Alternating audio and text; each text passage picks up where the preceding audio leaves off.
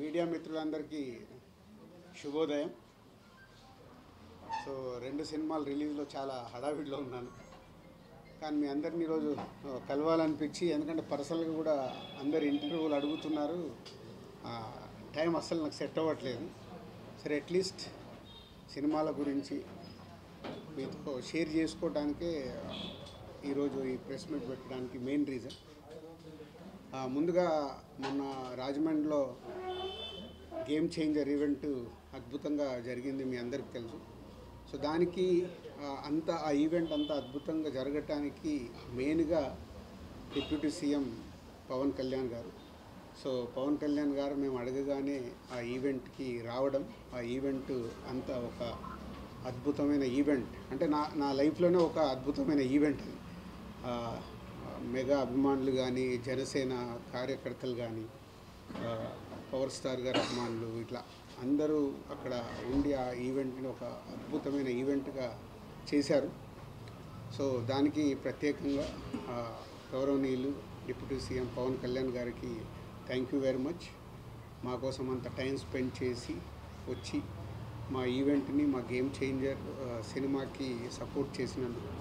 అలాగే AP government సంక్రాంతికి వస్తున్న సినిమాలకి బెనిఫిట్ షో కానీ అండ్ టికెట్ పండగకి సంబంధించి టికెట్ రేట్స్ ఇవ్వడం కానీ, అది కూడా పవన్ కళ్యాణ్ గారు చొరవ తీసుకొని మాకు దుర్గేష్ గారు, మంత్రివర్యులు దుర్గేష్ గారితో మాట్లాడి టికెట్ రేట్లు 3 సినిమాలకి, సంక్రాంతికి వస్తున్న సినిమాలకు ఇచ్చారు. దానికి కూడా కళ్యాణ్ గారికి, అలాగే మంత్రివర్యులు దుర్గేష్ గారికి and AP CM Chandrababu Naidu గారికి అందరికీ thank you very much.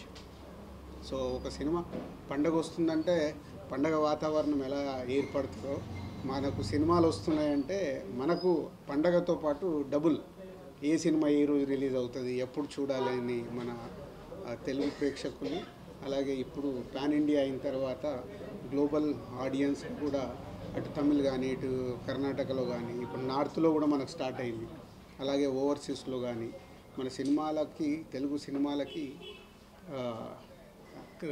Craze and range పెరుగుతూ ఉంది.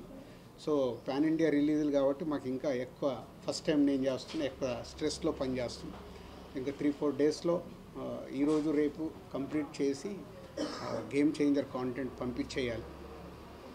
సో గేమ్ చేంజర్ ప్రత్యేకమైన సినిమా, ఒక 3.5 years జర్నీ. మీ అందరికీ తెలుసు 2021 ఆగస్టులో మొదలుపెట్టాం సినిమాని, పూజా కార్యక్రమం. ఆల్మోస్ట్ ఒక 3.5 years జర్నీ. ఎన్నో అప్ అండ్ డౌన్ చూశాను ఈ 3.5 yearsలో. అంటే 3.5 years కాకుండా కోవిడ్ దగ్గర నుంచే లాస్ట్ 4-5 years నుంచి ఆల్మోస్ట్ 4.5 years అయింది. 4.5 yearsలో చాలా అప్ అండ్ డౌన్ చూస్తున్నాను. అంటే ఎక్కువ ఎలా జర్నీ జరుగుతుంది అనేది చూస్తున్నాను.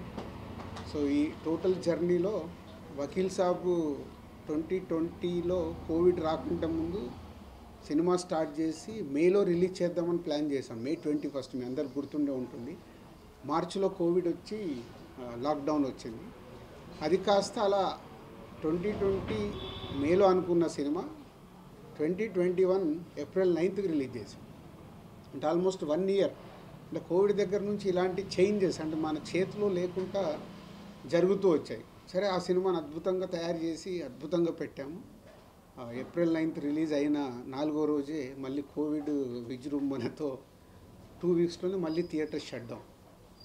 అంటే కళ్యాణ్ గారితో నాకు చాలా ఇంట్రెస్ట్గా, మీ అందరికీ తెలుసు I'm big fan of Pawan Kalyan గారు.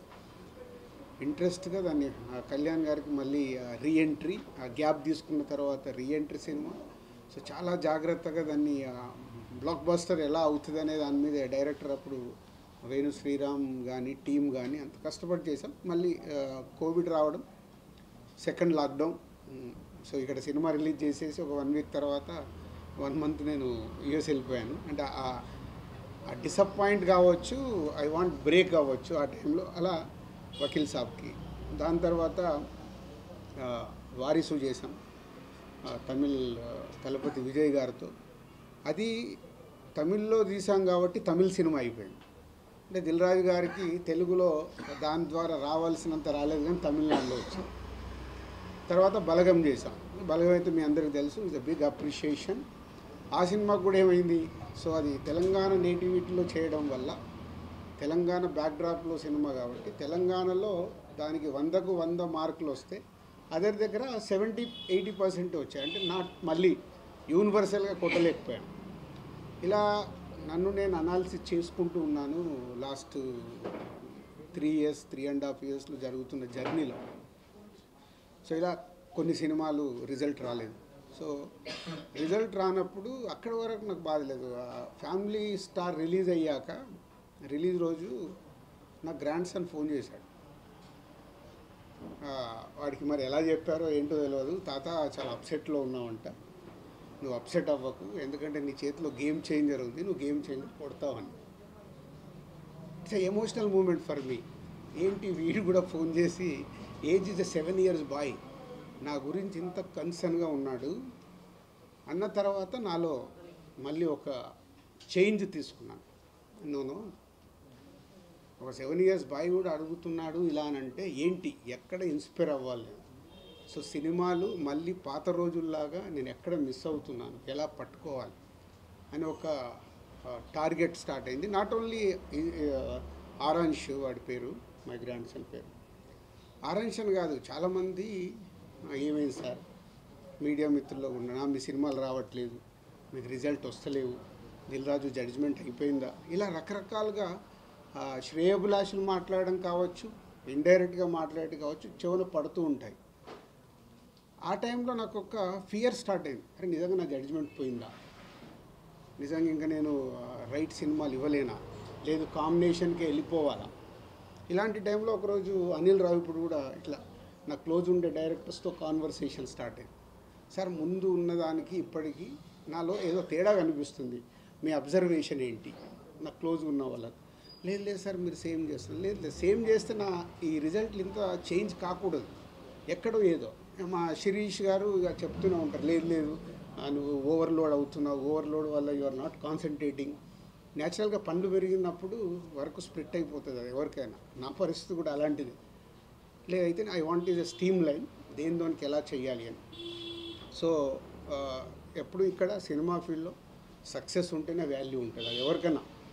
మనం గతం కూడా చూస్తూనే ఉన్నాం, సక్సెస్ లేకుంటే వాల్యూ ఉండదని కాదు, సక్సెస్లో ఉన్నప్పుడు ఉండే వాల్యూ సక్సెస్లో లేనప్పుడు మనం మెల్లిగా డ్రాప్ అవుతున్న కొద్దీ మన పైన ఫ్రీగా ఉన్నాడు రా పిలుద్దామని పిలుస్తారు తప్పితే ఎమోషన్తో పిలవరు ఎక్కడికైనా పిలవాలంటే.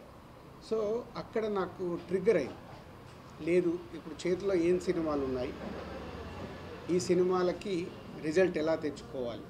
అలాంటి టైంలోనే శంకర్ గారి ఇండియన్ 2 రిలీజ్ అవ్వడం, ఇండియన్ 2 రిలీజ్ అయ్యి రిజల్ట్ మనందరికి తెలిసిందే. సో అక్కడి నుంచి శంకర్ గారి మీద కూడా ఇంకా శంకర్ గారి దగ్గర నుంచి వస్తున్న గేమ్ చేంజర్ ఎలా ఉంటుంది, ఎక్కడ కూడా సినిమా పైన ఒక ఇంట్రెస్ట్